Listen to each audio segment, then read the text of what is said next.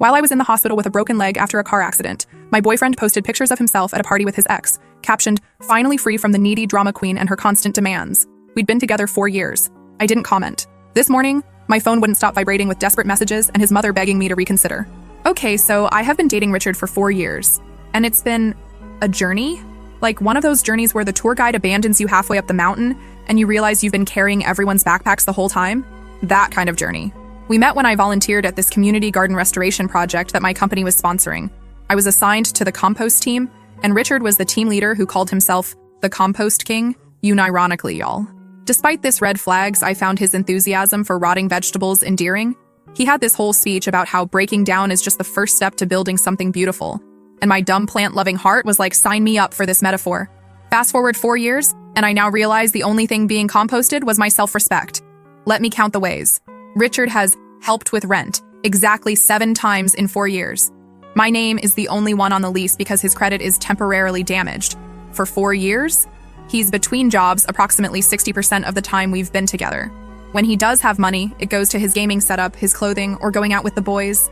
He's asked to borrow my car more times than he's asked how my day was, but your girl was in love, so I made excuses for him. He was finding himself and had potential and all that garbage we tell ourselves when we're dating a man-child. So last week, I got into a pretty bad car accident.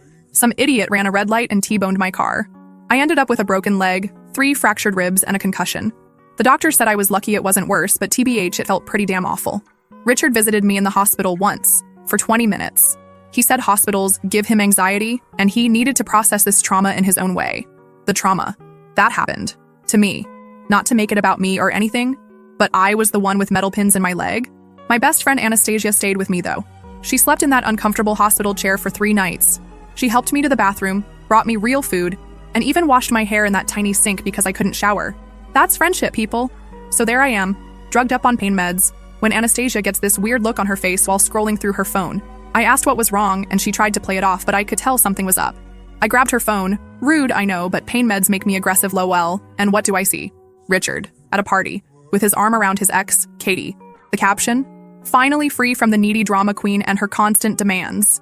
I just froze. 4 years. 4 whole years of my life, supporting this man emotionally, financially, putting up with his finding himself phases, his gaming addiction, his inability to clean a toilet properly. And this is what he posts when I'm literally broken in a hospital bed?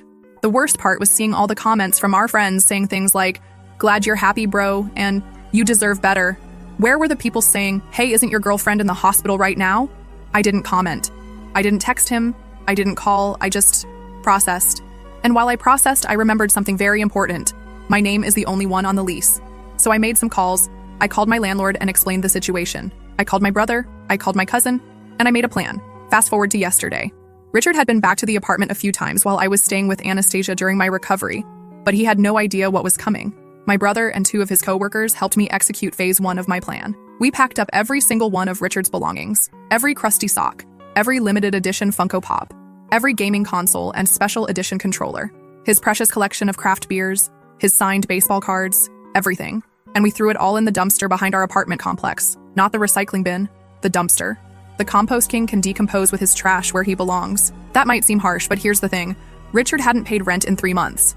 The landlord had been sending notices that I'd been hiding from him because I was embarrassed that my boyfriend couldn't contribute. I had been picking up extra freelance work to cover his half, while he told me he was networking for opportunities.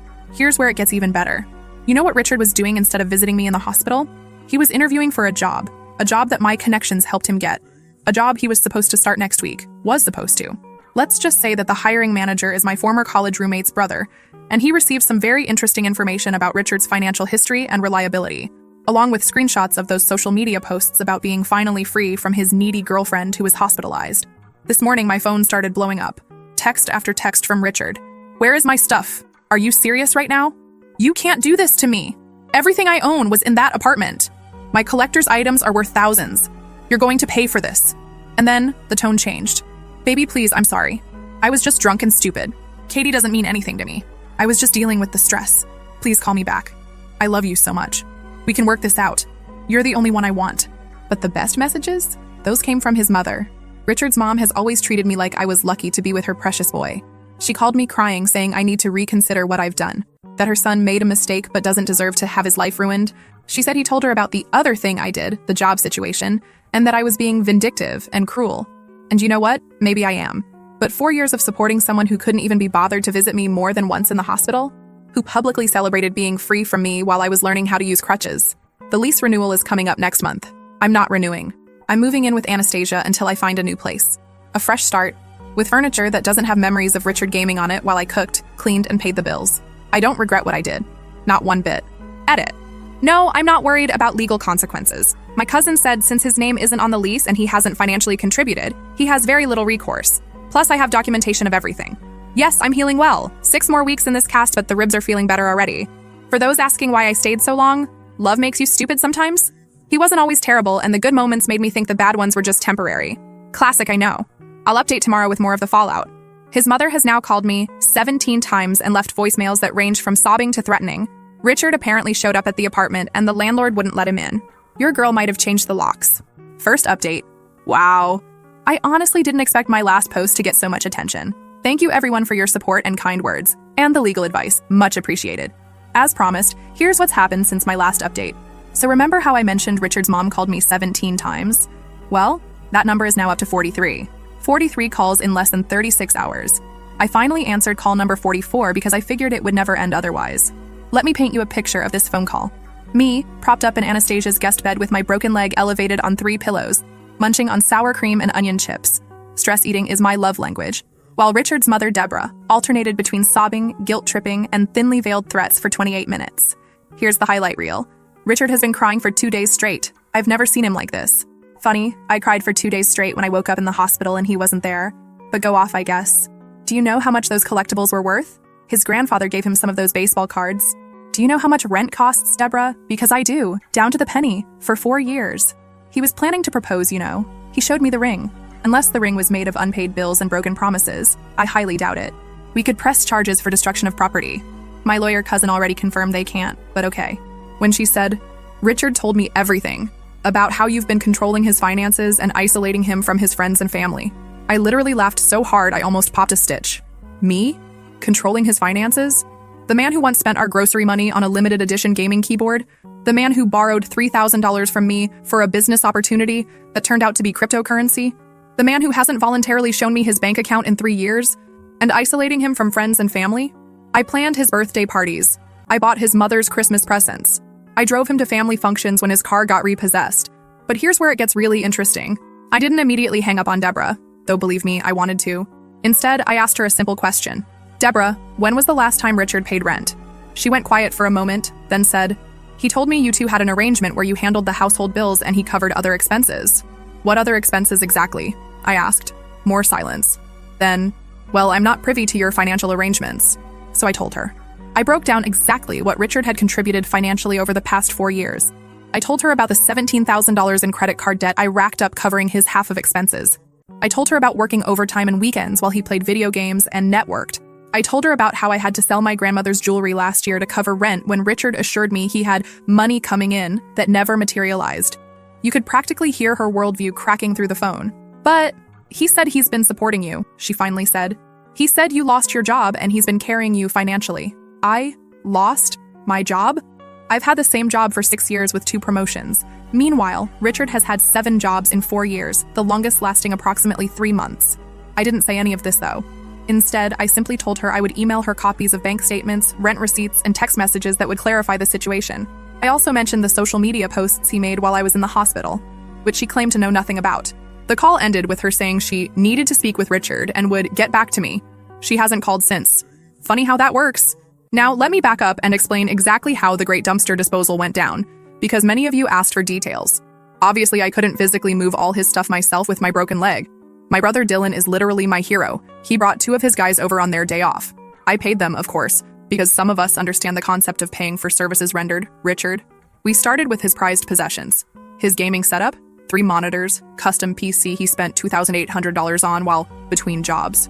His collectible figurines, still in boxes because they'll be worth more that way. His signed sports memorabilia that he refused to let me hang because it wouldn't match the decor he never paid for. His craft beer collection, some bottles dating back to our first year together that he was aging, but really just forgetting about. It took 4 hours to pack everything. 4 hours of finding random socks under the couch, discovering half-eaten bags of chips in the bedside table, and unearthing receipts for purchases I never knew about. It was like an archaeological dig into the life of a man-child. When Dylan picked up Richard's throne, yes, he called his gaming chair his throne, and carried it ceremoniously to the dumpster like he was disposing of a cursed artifact, we didn't break anything deliberately. We didn't cut up his clothes or smash his electronics. We simply relocated them to their rightful home, among the rest of the garbage. I did keep one box of potentially important items: his birth certificate, social security card, a few family photos, and a folder of medical records. Those are with the landlord, who is 100% on my side after I showed him the social media posts and explained the situation. He even helped me change the locks. Speaking of the landlord, he told me Richard showed up twice yesterday demanding to be let in. The second time he threatened to call the police, but mysteriously disappeared when the landlord said, "Great idea. Let's call them together and explain how you haven't paid rent in months." Funny how cockroaches scatter when you turn on the lights, isn't it? Now about the other thing I did. Remember how I mentioned Richard was starting a new job? A job my network helped him get? It's with a financial services company. He would have been handling client accounts and financial planning. The problem? Richard can't even plan his own finances. This is a man who once overdrafted his account buying a video game, then overdrafted it again the next day buying another video game because he forgot about the first overdraft. So I reached out to my friend's brother and simply shared some concerning information. Screenshots of Richard's social media posts, unprofessional, his rental payment history, non-existent, and some choice text messages where he bragged about working the system to avoid paying bills. Was this petty? Maybe. But consider this. Would you want someone handling your retirement account who can't even remember to pay his electric bill? I didn't lie. I didn't exaggerate. I simply provided factual information about his character and financial responsibility. What they did with that information was their decision. Spoiler alert, they rescinded the job offer. Which brings us to today's developments. Richard has graduated from angry texts to sad emails. Long, sad emails about how he's been reflecting and realizes his mistakes and wants to make things right. He claims the posts with Katie were just for show and that they're just friends, and he was acting out because he was scared of losing me after the accident. According to these emails, he's a changed man. He's seen the error of his ways. He's ready to commit and contribute and be a real partner. It only took a car accident that nearly killed me, 4 years of financial exploitation, public humiliation on social media, losing all his possessions, having his job offer rescinded, being exposed to his mother. What a bargain price for personal growth. Richard's roommate from college, Remy, reached out to me. Apparently, Richard has been staying on his couch and crying a lot while also planning to win me back. Remy wanted to warn me that Richard has been talking about some grand gesture to prove his love. I thanked Remy for the heads up and asked him to let me know if Richard mentions anything concerning. Remy agreed and also apologized for not seeing what kind of person Richard really was. Turns out Richard owes Remy money too. I am shocked. Shocked, I tell you. I'm honestly just tired.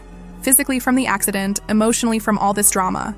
But I'm also feeling something I haven't felt in a long time. Relief. It's like I've been carrying a heavy backpack for years and suddenly it's gone. My shoulders literally feel lighter. Tomorrow I have a follow-up appointment for my leg, and then Anastasia and I are going apartment hunting online. My lease ends in 30 days, and I cannot wait to start fresh. Thanks for listening to this marathon update. I'll post again if anything major happens, especially if Richard attempts his grand gesture. Based on his track record, it will either be wildly inappropriate, surprisingly cheap, or somehow make everything about him. Possibly all three. Edit. Several people asked about my car. It was totaled in the accident. Insurance is covering it, but I'm still waiting on the payout. For now, I'm relying on Anastasia and rideshare apps for transportation. Edit 2. For those concerned about Richard coming after me physically, don't worry. My apartment building has security cameras, Anastasia's building has a doorman, and Richard is, above all else, a coward. He talks big, but wilts under any real confrontation. Second update. Hello again, my revenge-loving internet family. Your girl is back with another update, and wait you chilly. The drama just keeps on coming. Grab your popcorn, refill your wine, and settle in because this story has more twists than my garden hose. Plant lady jokes, I can't help myself. First, a medical update since some of you sweethearts asked, my follow-up appointment went well. The doctor says my leg is healing nicely and I might get this monster cast off in 4 weeks instead of 6. My ribs still hurt when I laugh too hard, which has been challenging given recent events. Now, on to the tea that you're all here for. The grand gesture has occurred, and it was exactly as predictable, underwhelming, and self-centered as I expected. Yesterday afternoon, I was at Anastasia's place, scrolling through apartment listings when her doorman called up. Apparently, there was a delivery for me. We weren't expecting anything, so Anastasia went down to check. Remember, broken leg untowered stairs are my nemesis. She returned 5 minutes later with the strangest expression on her face and wait for it, a compost bin. A literal plastic container filled with dirt, worms, and what appeared to be kitchen scraps.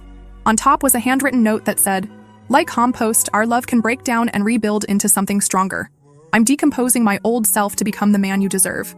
Please give us another chance to grow together. I cannot make this up. The compost king really thought that comparing our relationship to rotting food would win me back.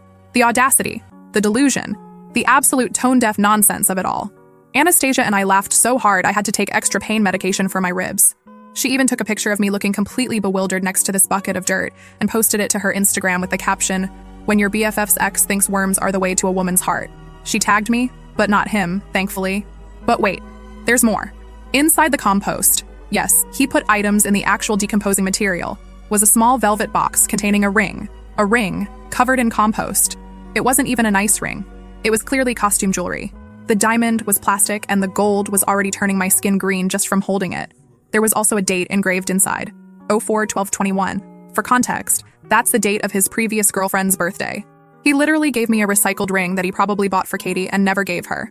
A recycled ring in a compost bin. The symbolism is too on the nose. I texted him a single sentence. The compost bin is exactly where our relationship belongs, breaking down among the worms and garbage. His response was a barrage of texts explaining that the ring was just temporary until he could afford a real one, and that the date was actually when he first realized he loved me.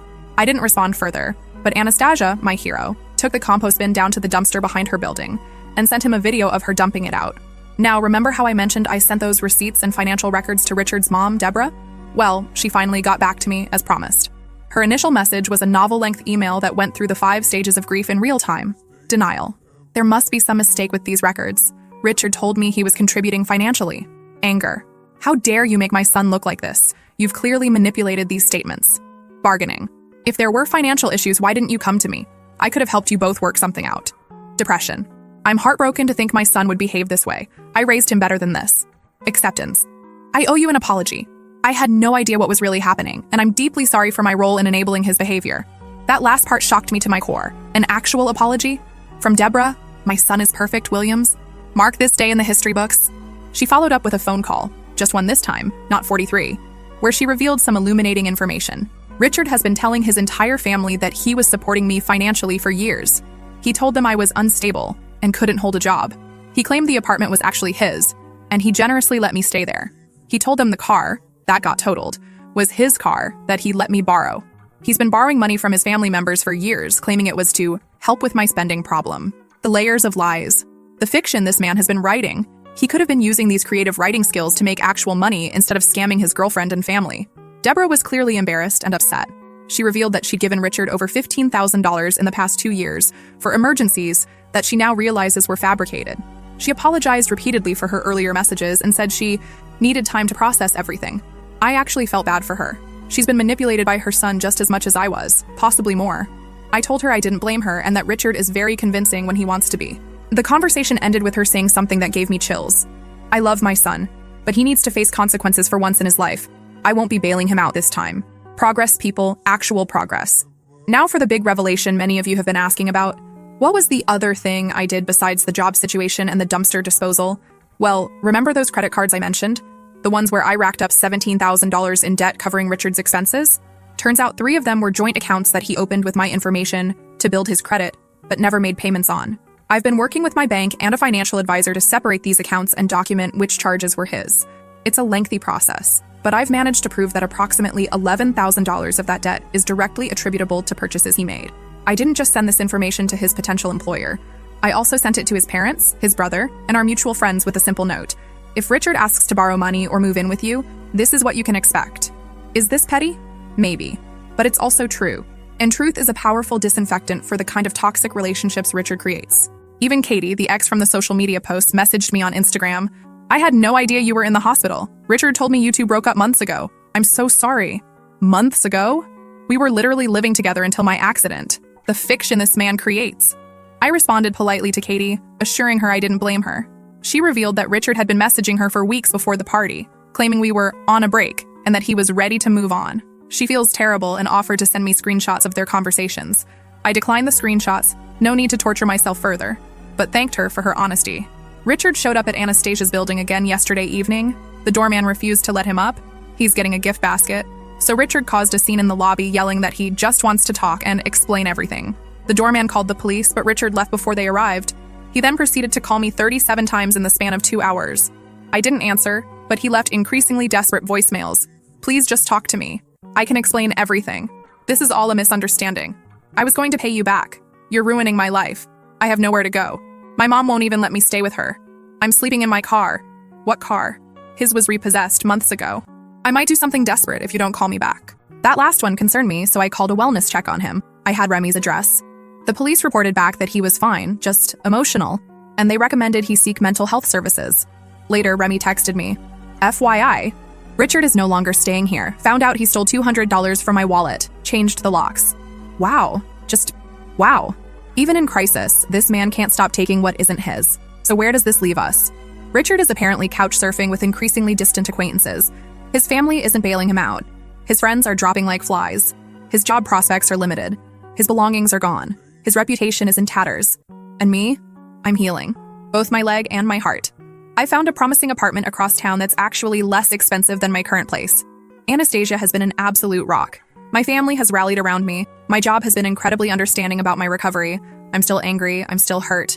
But mostly, I'm relieved. Like I've been underwater for 4 years and finally came up for air. Next update will probably be my last, as I'm focusing on moving forward rather than looking back. But I wanted to thank all of you for your support, advice, and hilarious comments. This community has been unexpectedly therapeutic during one of the hardest periods of my life. Final update. Hello for the last time, my internet support system. It's been exactly 1 month since my first post, and what a month it's been. I promised a final update, so here it is. The conclusion to the saga of Richard the Compost King, and how your girl finally bloomed after being buried in his BS for 4 years. First, the practical updates. I moved. I'm officially in my new apartment as of yesterday. It's smaller than my old place, but has a tiny balcony where I've already started a container garden.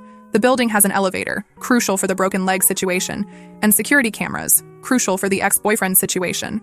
My cast is off 2 weeks earlier than expected. I'm still using a walking boot, and physical therapy is no joke.